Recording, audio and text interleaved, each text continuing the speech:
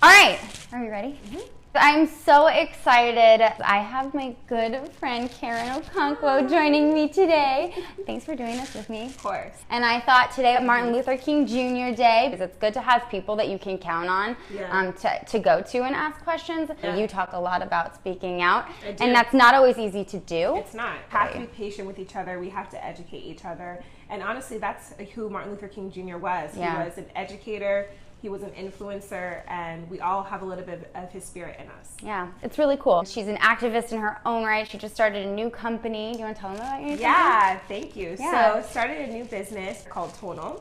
And so Joshua Kissy is my business partner, and we just really felt like there was a lack of diversity when it comes to imagery online, and we really wanted to combat that. So we released our stock photography business. So tonl.co is the website, so you should check it out. She is like a jack of all trades. She's like the dark horse of cooking. And I say that literally because I had no idea this girl could cook. And one time she's like, let me cook you this. And I'm thinking, she doesn't know how to cook. Wow, she had a lot of faith in me. It's not that, I just didn't know.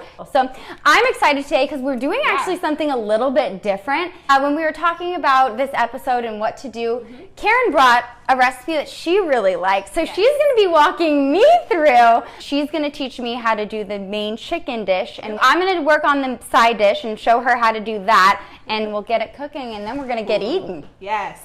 What are we doing here, girl? So the first thing that I want you to do is I want you to poke some holes in the chicken breast. Okay. So the reason being is because you really want to capture all the flavor, and the way that you do that is by creating those secretions for your meat. I'm going to make a little bit of the seasoning for you guys. Talk us through how much of each stuff you use. It really depends on the size of your chicken breast, but I like to make the base of my seasoning with a lot of the olive oil. So when we're thinking about how much, I'd say about 1/3 cup. Use your discretion, of course. And then from there, you know, we always laugh when we say a dash of this and a dash of that, but honestly, it really is just a dash or two of seasoned salt, black pepper, garlic powder, and then a little dash of some salt here. But what is the measurement of a dash? I would say a measurement of a dash would be 2 teaspoons. There we go. Anything I need to get out of my system, I am doing right now with this fork and this chicken. Do I need to flip it and do the other side? You know what? Yeah, that would be great. Just to get, since it is a thicker piece of, chicken, you want to really get that.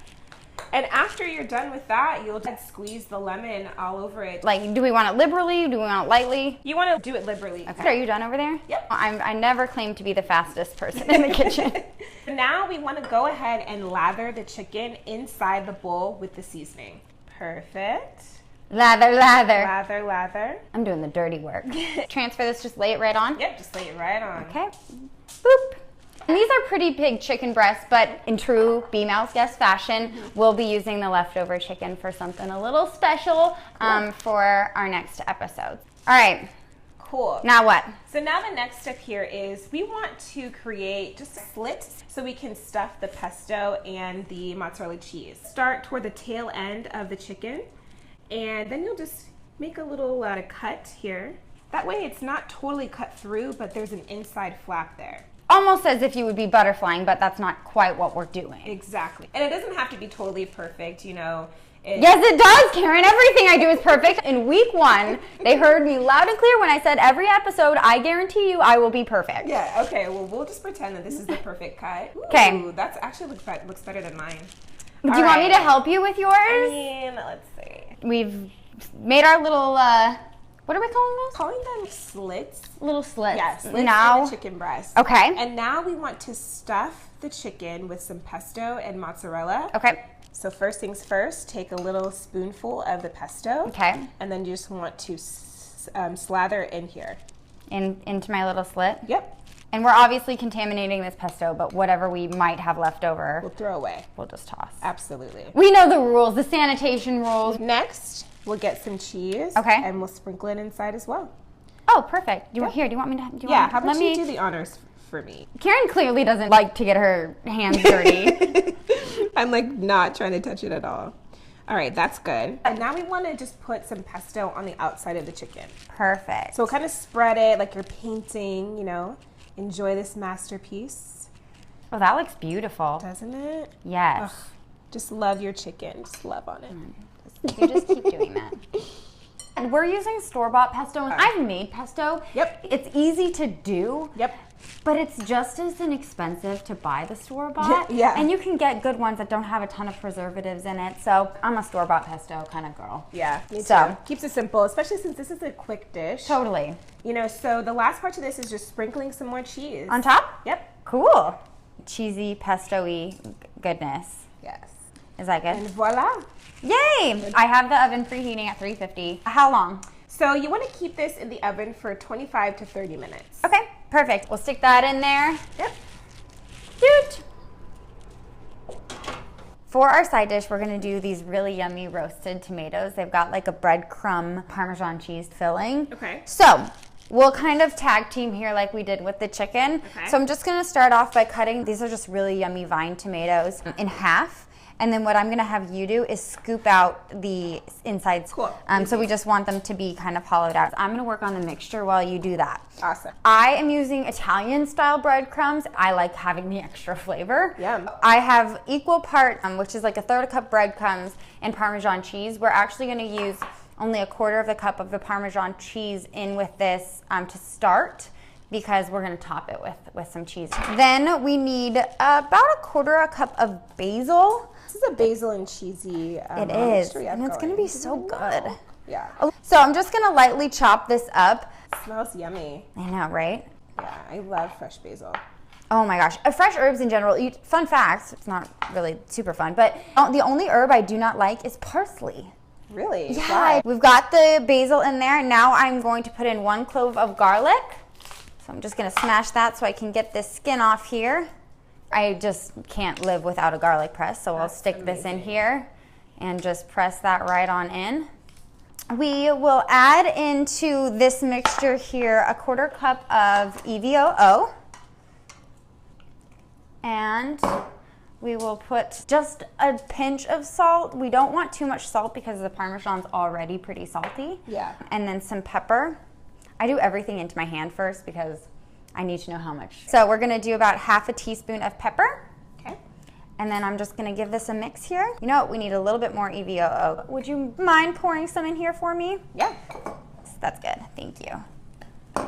I've got all of this mixed together. It looks really yummy. Yeah, it does. Super simple. Like, Yeah. you know, and that's the thing I love about cooking is you have complete control over what you're putting into your body, but also it's just like not as hard as I think a lot of people can make it out to be. Now what we're gonna do is we are going to take these tomatoes and we're gonna fill them. And are we filling it so that it kind of seeps out to the brim? I don't like to have too much extra breading. That's my personal preference. If you want to go gung-ho on the breading, you're gonna have enough to do that. Yeah. And that's all there is to it. Now these will cook for 30 minutes in a 400-degree oven. If you wanted to cook it with the chicken, we'll just put it in for a little bit extra time. Cool. Let's get these put in the oven. Awesome. And we'll be all set. Happy cooking! Yay. Boom. That's too hard for me. Ready? You're gonna scoot over a little. It's both convenient. So, what are we doing? So this way. Okay. Swivel. Swivel. Well, you're really swiveling.